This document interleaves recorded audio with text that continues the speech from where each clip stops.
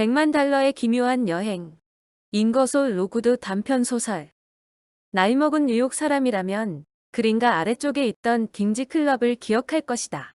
1800년부터 1850년까지 그곳은 이 대도시에서 가장 유명한 도박장이었다. 그곳을 세운 알폰스 딩지는 미국의 최초로 룰렛과 루즈앤누아르를 소개한 사람이기도 했다. 1850년 혹은 약간 후 그의 아들 시릴이 건강을 이유로 그곳을 팔게 되었다. 그는 브릭스버그라는 시골로 은퇴했다. 그 당시는 상당히 한적한 시골이었던 그곳에서 그는 오래 살지 못하고 $100만 정도의 유산을 외동딸 데이지에게 남기고 죽었다. 그녀는 전국적으로 도박사의 딸이라는 높은 명성을 가지고 있었지만 그녀 주변에는 남겨진 $100만 해당되는 토지를 그녀와 함께하면서 경영하겠다는 젊은 사람들이 꽤 많았다. 하지만 데이지 딩지는 자신이 원하는 것을 잘 알았다. 그녀는 이 나라에서 가장 지체 높은 가문으로 꼽히는 딜러리 가문과 결합하는 것을 원했다. 같은 마을 끝에 있는 그들의 저택은 다 허물어져서 위태로울 지경이었고 데이지의 저택은 말끔한 새 것이었고 잘 유지되고 있었다. 그러므로 딩지 양은 자신의 몸과 마음을 몬머스 딜러리에게 바치기로 결심했다. 그는 육체적으로나 정신적으로나 어떤 색채도 가지지 않은 남자였고 1200여 평의 대지에 씨를 뿌리면서 시간을 보냈다. 그 땅은 그와 그의 세 누이 동생들 해티, 프루던스, 마르타의 공동 소유였다. 그녀들은 말할 때나 걸을 때 뻣뻣한 자세를 유지했고 그들 자신의 가문 외에는 그 어떤 주제에 대해서도 언급하지 않는 것으로 유명했다. 데이지의 청혼이 알려지자 세 자매는 기절할 듯 놀랐다. 하지만 쓰러지기에는 너무 몸이 뻣뻣했기 때문에 그냥 한마디를 하는 것으로 스스로를 만족시켰다. 뭐라고? 데이지 딩지가 우리 가문에 맏아들인 우리 오빠와 결혼하겠다고? 하지만 청혼에 대한 생각이 막상 몬머스 딜러리의 머릿속에 들어가자 그의 부모가 첫째 아들에 집착했던 것처럼 그 청혼에 집착하기 시작했다. 몇 개월 후 딜러리 씨와 딜러리 부인은 파리로 향했다. 보통의 미국인들이 프랑스의 수도로 향할 때 보이는 눈부시게 빠른 속도였다. 그들은 파리가 브릭스버그보다 훨씬 더 유쾌한 장소라는 것을 깨달았다. 딜러리는 빠른 속도로 훨씬 훌륭한 인간이 되었고 데이지는 그와 진정한 사랑에 빠졌다. 그리고 그를 유일한 상속인으로 지정하는 유언장을 쓰고 장티푸스에 걸려서 죽었다. 절망과 슬픔에 빠진 호라비가 되자마자 그는 세 명의 누이들을 파리로 불렀다. 그들은 오래된 친숙한 집을 떠나야 한다는 사실에 거부감을 보였지만 몬머스의 편지가 도착한 지 하루 만에 그 감정을 극복했다. 소식이 온 날이 금요일이었기 때문에 그들은 토요일에 증기선을 탔다. 진실을 고백하자면 딜러리 가는 땅 외에는 가진 것이 없는 가난한 사람들이었기 때문에 지체 높은 그들의 옷은 단순한 필수품만을 걸친 것에 불과했다. 그러나 딩지의 유산 $100만 가지고 파리에서 6개월을 지낸 다음 그들은 완전히 변모했다. 대도시 파리의 드레스샵들과 레스토랑들이 그들의 외모를 얼마나 변화시켰는지 보는 것은 놀라운 일이었다. 그들은 통통해지고 부유한 기운을 내뿜었다. 그들은 브릭스버그에 대해서 더 이상 언급하지 않았고 스스로를 뉴욕의 딜러리 영예들이라고 부르면서 예술의 후원자가 되고 우아한 저녁 만찬을 대접하면서 미국 식민지의 지도자 계급임을 자처했다. 하지만 가혹한 운명이 그들의 발뒤꿈치를 쫓았다. 피가로 잡지가 예전 딩지의 $100만 비밀을 밝혀냈고 딜러리가 사람들은 갑자기 파리 사교계의 험담 소재가 되었고 신문과 잡지 만평의 웃음거리가 되었다. 몬머스는 수개월 동안 병을 앓고 있었는데 그 충격에 자살을 했다. 딩지의 $100만 다시 법의 기준에 따라서 그의 세 누이들에게 분배되었다.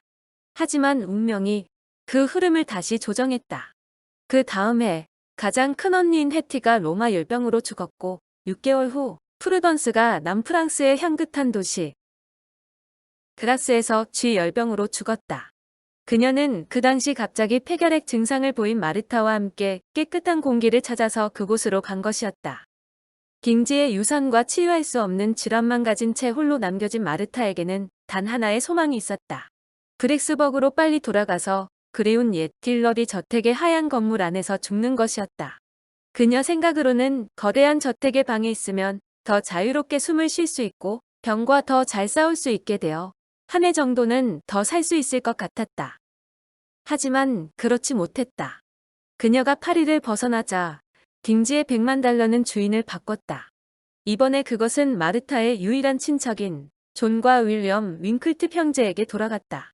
그들은 뉴욕, 워싱턴가의 농산물 도매업자였다. 그들에게 남겨진 유언장은 상당히 특별한 것이었다. 나는 아래와 같이 유산을 상속하기로 유언한다. 사람들에게 딩지의 100만 달러라고 알려진 유산 전체를 나의 사촌들인 뉴욕의 존 윙클팁과 윌리엄 윙클팁에게 상속한다. 그들은 평생 동안 공동 상속인으로 이 재산을 물려받을 것이고 둘 중 하나가 사망할 경우 생존한 사람의 맏아들 또는 그의 상속인이 물려받는다. 단, 아래의 조건을 따르도록 한다. 계승권자는 그의 아버지가 사망할 당시 성년이 된 상태여야만 한다. 또한 상속 후 감리교의 성직자가 되어야만 하며 그 자신의 삶과 이 유산을 바쳐서 미국 전국에 걸쳐서 도박과 내기 등의 사행 행위를 근절하는 데 힘써야만 한다. 만약 위의 조건에 맞는 남자 계승권자가 없을 경우 딩지의 100만 달러는 다음의 종교단체와 자선기관에 골고루 기부될 것이다. 이러한 행운의 소식을 가진 전보가 파리에서 도착했을 때 윙클팁 형제는 자신들이 사업을 하고 있는 낡은 건물의 지하실에서 일하고 있었다. 주로 긴 청바지와 두터운 외투를 입고서 양파를 선별하는 작업을 하는 장소였다. 윙클팁 형제는 막 50살을 넘긴 상태였고 킥골이 나무로 만든 방망이처럼 건강했기 때문에 종신권으로서 딩지의 100만 달러를 상속받은 것에 만족해했다. 앞으로 25년에서 30년은 더 살 수 있었기 때문이었다. 그랬다. 존 윙클팁에게는 사이러스라는 아들이 있었다. 그는 조금 있으면 성년이 되는 나이였지만 쓸모없는 인간이었다. 보통 때는 술에 찌들어 살았고 맨정신을 차린 경우가 있다고 말하는 것 자체가 힘든 인간이었다. 그는 썩은 야채와 싱싱한 것을 구분하지 못했다. 쟤는 아마도 아버지가 죽기도 전에 죽을 거야. 그들을 아는 모든 사람이 그렇게 말했다. 그렇게 되면 도박꾼의 돈은 원래 가야 할 곳으로 가겠지. 파리에서 좋은 소식이 도착할 무렵 윙클팁가의 옆집에서 불이 났다. 커다란 창고가 불타 무너졌고 윙클팁 형제가 사업을 하는 건물 바로 옆 10m 높이로 벽돌벽만이 남았다. 그들은 관계당국에 신고를 했다. 하지만 조사를 나온 사람들은 그 벽이 완벽하게 안전하다고 장담했다. 그래서 그들은 일요일 교회에 갈 때 입는 정장을 입고 건물을 드나들었다. 그리고 오래된 사업을 계속했다.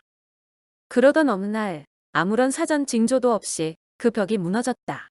무너진 벽이 윙클팁 형제의 목재 건물을 덮쳤고 그 건물은 달걀 껍질처럼 부서졌다. 잔해에서 두 형제가 수습된 후 존 윙클팁은 현장에서 사망이 확인되었고 검시관이 허가증을 발급해서 그의 시체를 근처 장의사 사무실로 운반하도록 했다. 윌리엄 윙클팁은 6개월을 더 살았는데 그때까지 의식을 제대로 유지했다. 그는 위대한 신의 섭리에 감사하면서 쓸모없는 조카가 딩지의 100만 달러를 물려받는 것을 막을 수 있게 된 것에 만족해하면서 죽었다. 존 윙클팁은 별거 중이었다. 오래전에 영국인 아내가 그를 버리고 고향으로 돌아간 상태였다. 꽤 오랫동안 그는 딸 티민스 부인과 같이 살았다.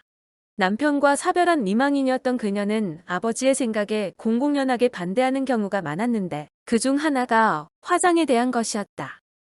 아버지는 화장을 강력하게 옹호했고 그녀는 그것이 끔찍한 죄라고 생각했다.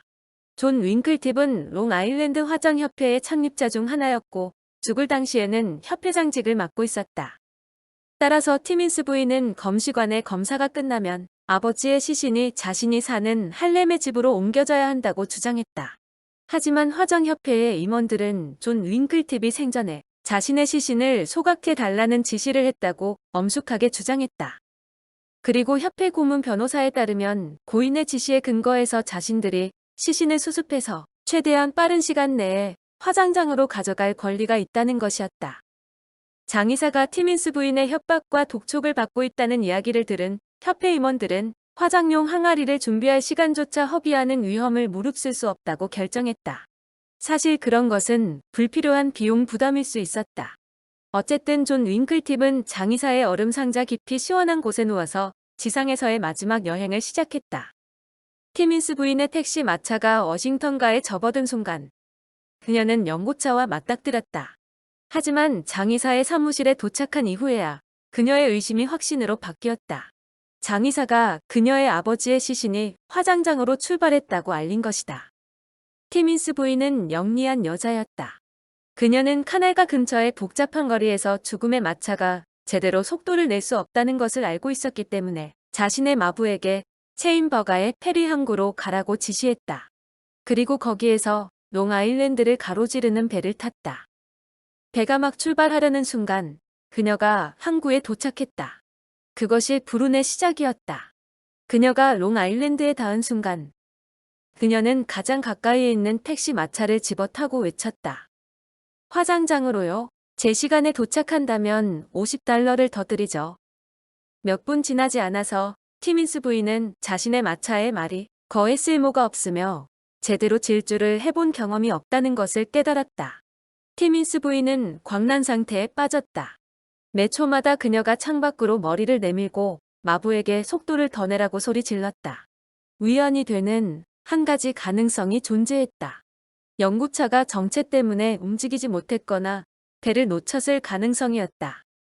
계속해서 그녀가 마차의 창밖으로 머리를 내밀었고 그녀가 모자를 벗었기 때문에 머리카락이 헝클어졌다. 미신을 믿는 아일랜드 출신의 마부는 티민스 부인의 기괴한 모습과 거친 행동 때문에 그녀가 유령이 아닌가 의심하면서 마차에서 도망치려고 생각하기도 했다. 하지만 $50를 더 주겠다는 그녀의 약속 때문에 그는 마차를 떠나지 않았다. 마침내 기쁨의 탄성이 티민스 부인의 입술에서 터져나왔다. 연구차가 바로 그들 앞에서 달리고 있었던 것이다. 하지만 연구차의 마부가 더 능숙했고 더 좋은 말을 가지고 있었다. 그는 뭔가가 잘못된 것이 아닌가 생각하면서 거칠게 채찍을 휘둘렀고 먼지 구름 사이로 사라졌다.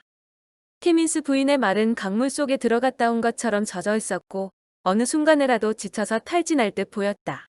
하지만 이상하게도 그 말이 기운을 차린 듯 하더니 마부의 외침 소리에 질주하기 시작했다. 또다시 티민스 부인 앞쪽 먼지구름 사이로 시신을 실은 검은 마차의 윤곽이 어렴풋이 드러났다. 시간이 흘러감에 따라서 경주는 흥미진진해졌다. 매우 이상한 광경이었기 때문에 집마차에 그날 수확한 야채를 싣고 집으로 가던 농부들이 길 한쪽에 마차를 세우고 쫓고 쫓기는 마차들을 통과시켰다. 다시 한번 연구차가 먼지구름 속으로 사라졌다. 화장장에 도착할 때까지 티민스 부인은 그 연구차를 다시 볼 수 없었다. 화장장 앞에 서 있는 마차의 검은색 문이 활짝 열려 있었다. 그녀가 너무 늦은 것이었다. 그녀의 아버지의 시신은 이미 불타오르는 용광로 안으로 던져진 후였다. 시신을 화장하는 것에 대한 윙클팁 가족 내 반목은 화장협회의 모든 일원에게 잘 알려진 비밀이었다.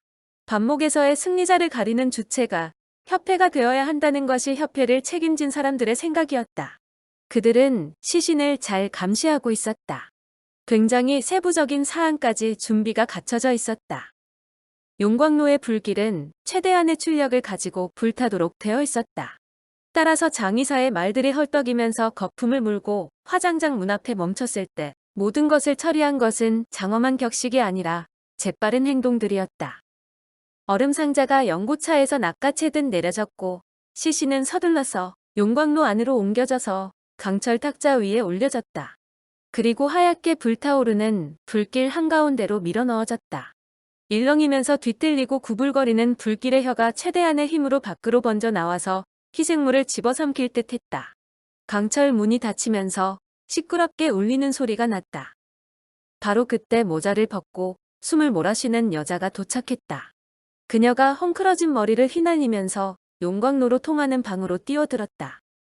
멈춰요. 멈춰. 그러더니 그녀가 손으로 얼굴을 감싸고 비틀거리면서 뒤로 물러났다.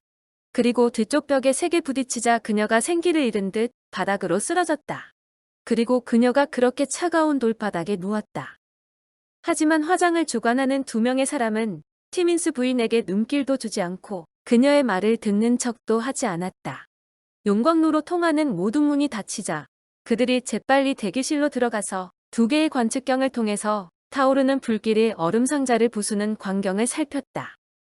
나무로 된 덮개가 여기저기에서 쩍 벌어지더니 강철 틀만 남기면서 불탔고 틈새로 증기가 발작하는 듯 새나왔다. 그 광경이 너무 기이했기 때문에 지켜보던 두 사람이 숨을 멈췄다. 녹은 얼음이 물이 되고 다시 수증기가 되어 사라진 후 불길이 상자에서 떨어져 뒤로 물러나더니 잠시 머물렀다. 마치 신비한 힘이 그 상자를 보호하는 것 같았다. 바로 그때 일어난 사태 때문에 두 사람은 휘청거리면서 비틀거리기 시작했다. 마치 술 취한 사람처럼, 그리고 죽은 자의 손이 그들의 얼굴을 만진 것처럼 안색이 창백해졌다. 용광로 깊숙한 곳으로부터 음산하고 짓눌린 외침이 들린 것이다. 도와줘요. 도와줘. 필사적인 노력 끝에 두 사람은 용광로의 바깥쪽 문과 안쪽 문을 강제로 열었다. 공기가 밀려 들어가자 강철 틀의 뚜껑이 폭발하듯 열렸다. 도와줘라는 소리가 또다시 들렸고 상자의 가장자리에서 두 개의 떨리는 손이 잠시 보였다. 바로 그때 시끄럽고 맹렬한 불꽃이 상자 안으로 빨려 들어갔고 그 안을 거칠게 핥아올렸다. 용광로 문이 다시 닫혔고 존 윙클팁은 자신의 방식대로 세상을 떠났다. 하지만 딩지의 $1,000,000는 사이러스 윙클팁의 손에서 벗어나는 듯 했다. 마르타 딜러리의 유언장에 명시된 다양한 단체들과 기관들은 기쁨의 환호성을 올렸다. 왜냐하면 사이러스 윙클팁은 8월 11일 태어났고 그의 아버지가 죽은 것이 8월 10일이었기 때문에 그는 아버지가 죽을 당시 미성년자였던 것이다. 하지만 법률로 인해서 그들의 기쁨은 오래가지 못했다. 사실 평범한 사람에게는 이해가 되지 않는 법률적 결정이었다. 법률적 해석은 이랬다. 법은 하루를 나누는 단위에 대해서 관여하지 않는다. 따라서 사이러스 윙클팁이 자신의 21번째 생일날의 최초 1분에 성인이 된 것과 마찬가지로 그는 그 전날의 최후 1분에도 성인이 된 것이다. 따라서 그 전날의 최초 1분에도 그는 성인이었던 것이다. 이렇게 해서 딩지의 $1,000,000가 사이러스 윙클팁에게로 돌아갔다. 수년간에 걸친 엄격하고 지속적인 감시와 감독 속에서 사이러스 윙클팁은 감리교의 성직자가 되었다. 그의 줄기찬 요청과 나약한 정신 상태를 고려한 결과였다. 그렇게 해서 그는 마르타 딜러리 양의 유언장에 적힌 조건을 모두 충족했다. 마침내 딩지의 $1,000,000가 그 돈을 벌기 위해서 저질러졌던 죄악을 속죄하는 것처럼 보였다. 하지만 5년 동안 사이러스 윙클팁의 정신은 완전히 망가졌고 그는 침을 흘리는 멍청이로서 죽었다. 티민스 부인은 딩지의 $1,000,000에 대해서 끔찍한 경계심을 가지고 멀어지려고 했다. 하지만 친구들의 설득에 넘어간 그녀는 그 유산을 상속받기로 합의하고 좀 더 훌륭하고 고귀한 목적을 위해서 재단을 설립하기로 했다. 결국 최후의 유언장을 써서 그녀는 도박과 사행행위 퇴치를 위한 전미협회를 설립하고 거기에 모든 돈을 신탁했다. 그리고 그녀는 죽었다. 그 협회는 필요한 건물을 건축하는 것으로 활동을 시작하려고 했다. 하지만 그 협회가 단 하나의 도박 활동을 퇴치하기도 전에 존 윙클팁의 미망인이자 티민스 부인의 어머니의 의뢰를 받은 변호사들이 필사적으로 그 협회를 공격하기 시작했다. 실행하기에 애매하고 너무나 불명확하며 막연한 목표를 가졌다는 이유였다. 결국 딩지의 $1,000,000는 물론 그동안 많이 사라지기는 했지만 대서양을 건너 윙클팁 부인에게로 갔다. 그녀는 지난해에 죽었고 이렇게 해서 딩지의 $1,000,000의 방황은 끝이 났다. 그녀는 그 돈을 모두 길 잃은 개와 집 없는 고양이를 위한 병원을 설립하고 유지하는 데 기부했고 법률은 그 유언이 유효하다고 판결했다. $1,000,000의 기묘한 여행. 인거솔 로쿠드 지음. 위즈덤 커넥트 출간.